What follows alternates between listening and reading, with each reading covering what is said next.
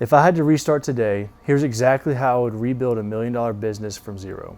I'm gonna give you guys a step-by-step structure as to how I would rebuild everything that we've built over the last year and a half if I had to start from zero. The first one would be I'd pick a business.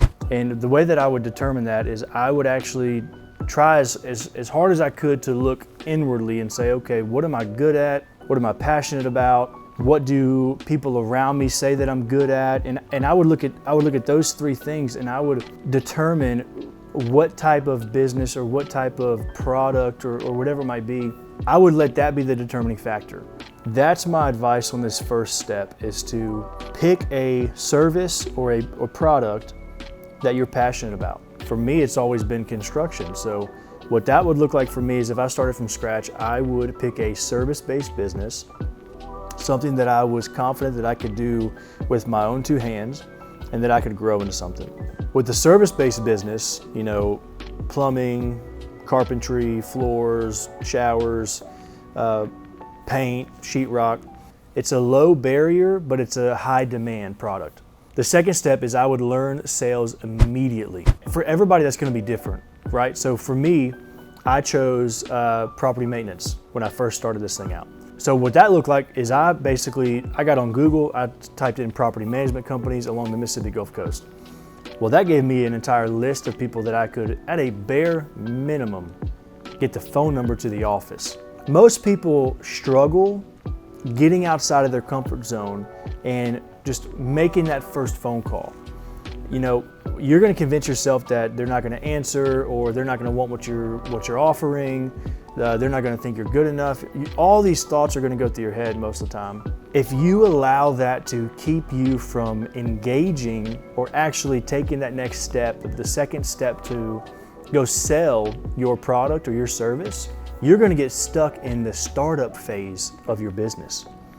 Without sales, it doesn't matter how good you are at HVAC or plumbing or electrical, how great of a finished carpenter you might be, or how great at custom cabinetry you might be. If you can't sell your product, all you have is a really, really good skill that nobody's gonna pay you to do. Every business is gonna be different when it comes to sales, as far as the specifics of it.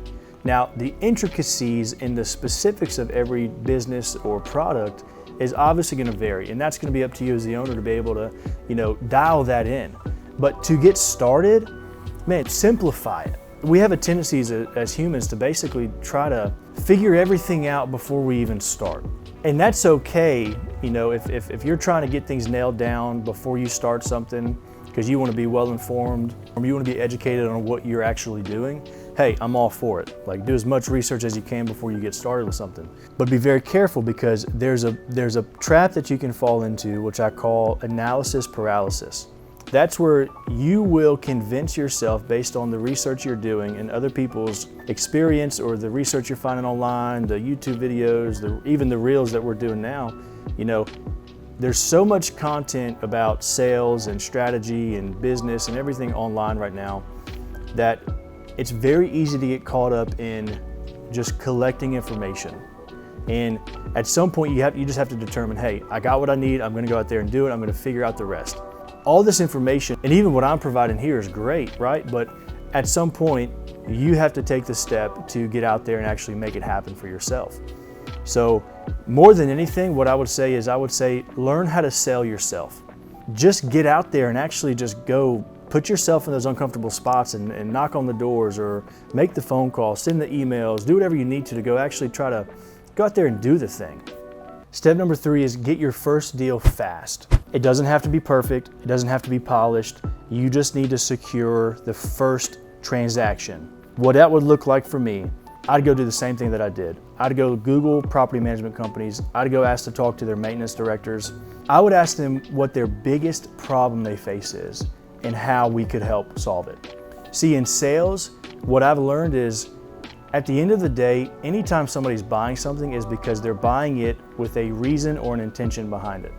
So with the service-based business, you can really break down all the different trades to say, okay, if somebody's reaching out to a plumber, it's because there's a problem. Well, that plumber has the solution to that plumbing problem. Or Take that same scenario in HVAC, electrical, any of it. So if you can provide a solution to a problem, that's half the battle right there.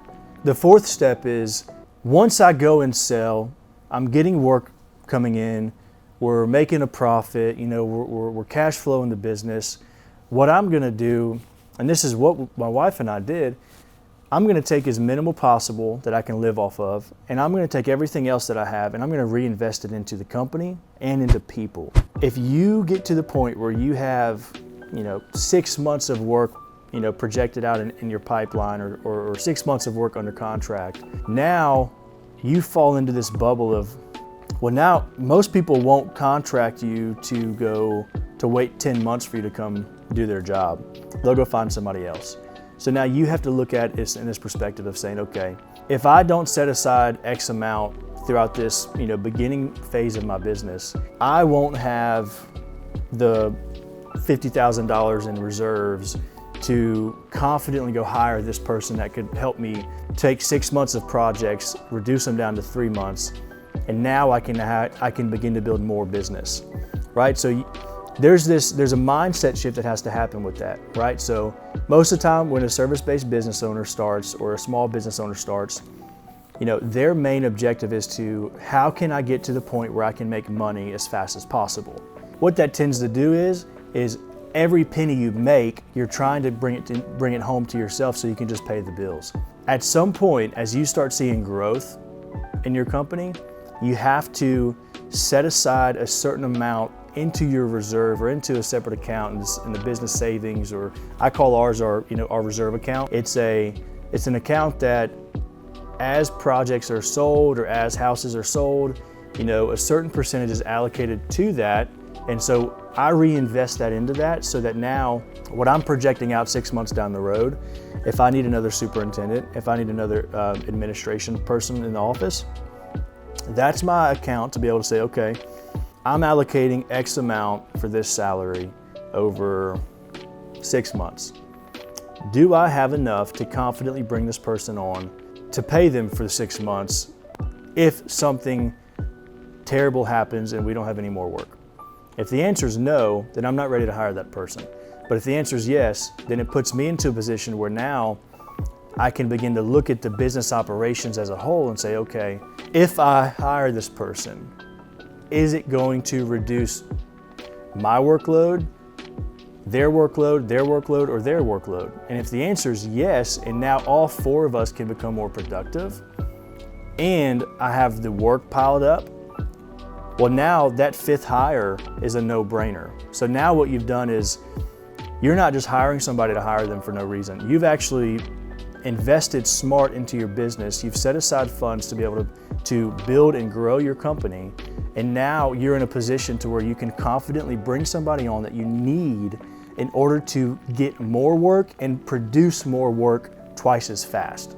And that's the biggest trap that small business owners fall into, which ultimately ends up to them either closing the door or them working 80, 90 hours a week, and there's relational fallout because of that.